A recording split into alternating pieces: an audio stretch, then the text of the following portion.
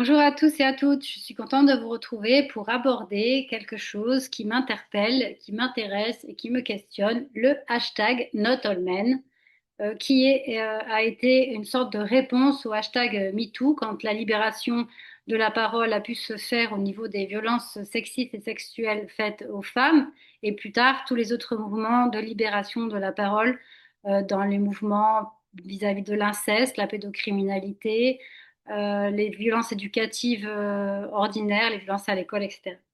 Et ce Not All Men, il est intéressant. Pourquoi?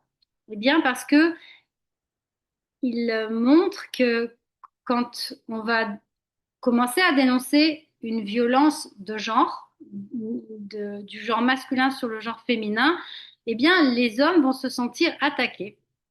Et ils vont avoir l'impression que c'est de eux que l'on parle, alors que, en réalité, ce dont on parle, c'est un dysfonctionnement structurel et systémique de la société en général, patriarcale, dans laquelle il est évident qu'il y a une domination depuis des millénaires et des millénaires de l'homme sur la femme, que ce soit à travers l'art, la culture, la science, l'éducation, la sexualité, le rapport à l'argent. Il y a une très bonne émission que je vous recommande à toutes et à tous sur Arte qui s'intitule Pourquoi les femmes riches ne courent pas les rues, en deux volets, qui explique très clairement comment la société est construite pour faire en sorte que la femme soit appauvrie par rapport à l'homme, hein, puisque c'est quand même un peu le nerf de la guerre, l'argent dans une société capitaliste, etc., etc. Et cetera.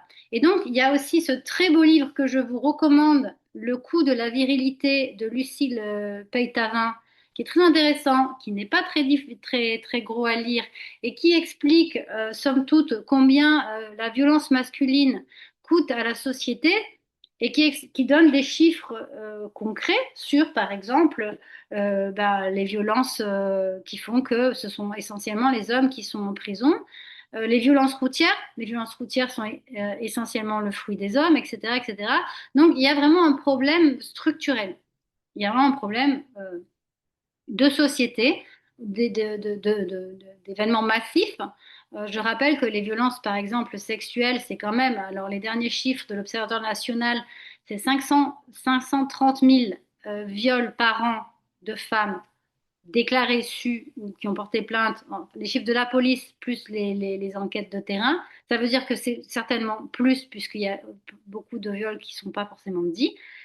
160 000 enfants par an et 197 000 hommes.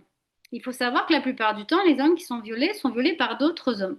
De même, dans la pédocriminalité, l'essentiel des pédocriminels sont des hommes. Ça n'empêche pas qu'il peut y avoir aussi effectivement des femmes, mais c'est tellement minoritaire, si vous voulez, qu'effectivement, il y a une vraie problématique de société. Et répondre ce not all men, ben, c'est une façon de se dédouaner, de se déresponsabiliser, et c'est surtout une façon de ne pas comprendre que l'on parle de quelque chose de l'ordre du collectif, et c'est donc considérer que la question des violences, c'est juste une question d'individu.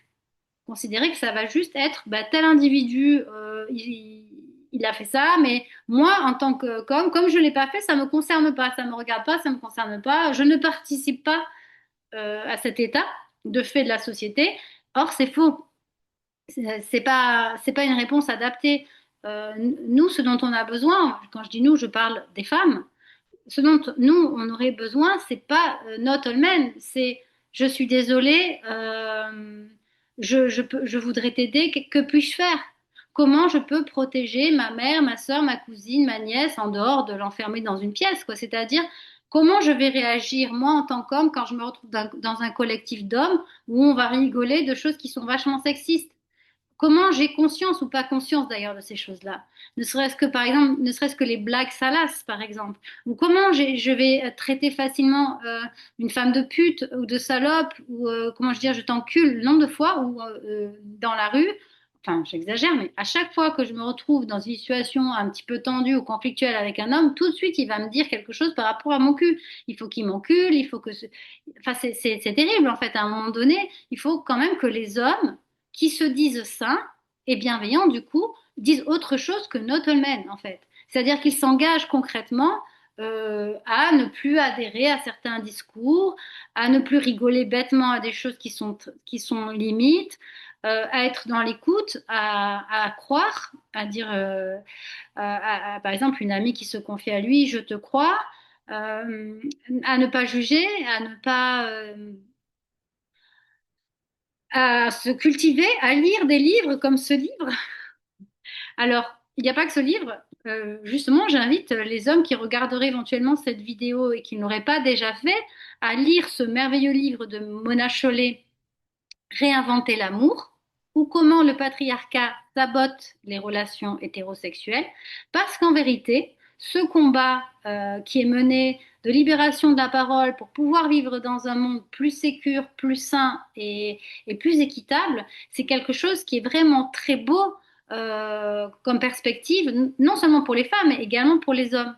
Parce que c'est une libération globale des relations humaines, en fait.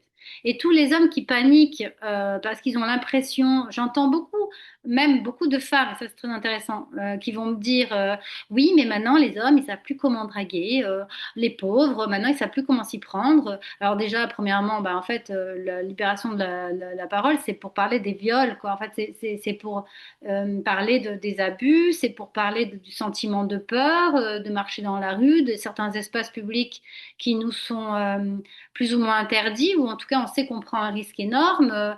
Les bars à mecs, on passe dans la rue et c'est toujours hyper, en fait, quand il y a des bars à mecs et qu'on doit traverser la rue, on sait qu'ils vont tous regarder notre cul, quoi. Et c'est pas quelque chose du tout d'agréable à vivre en vrai.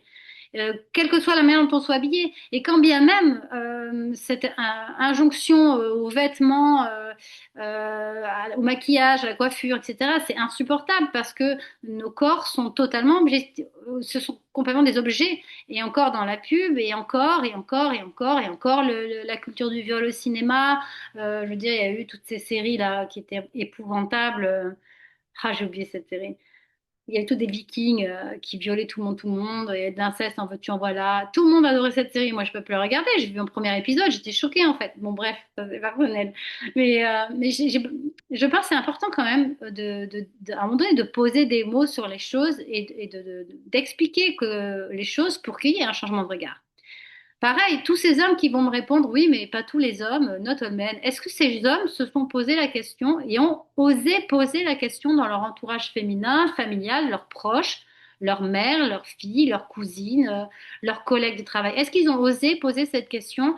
Et toi, j'entends beaucoup parler des violences faites aux femmes, mais toi, est-ce que ça t'est aussi arrivé de vivre des choses difficiles?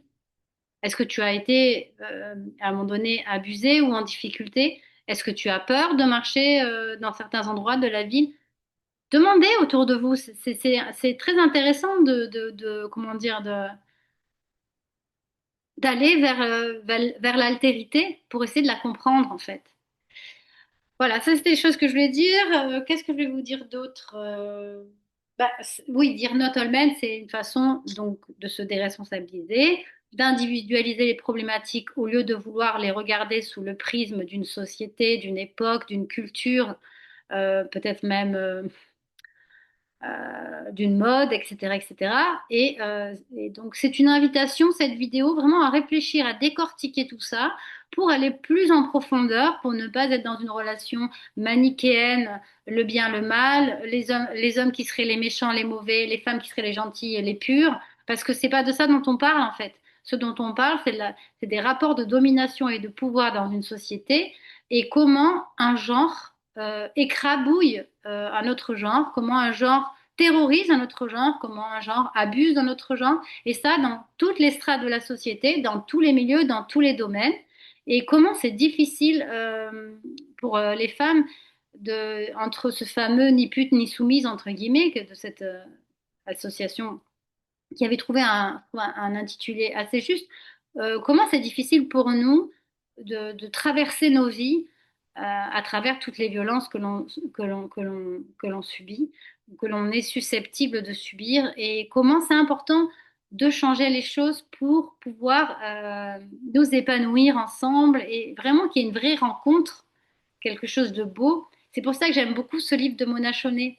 parce que c'est vraiment quelque chose où elle nous engage à mener une réflexion profonde pour changer nos conditionnements éducatifs, pour changer nos visions euh, du monde, peut-être nos habitudes, peut-être réfléchir collectivement à qu'est-ce qu'on veut et pas qu'est-ce que l'extérieur va nous imposer comme façon de penser.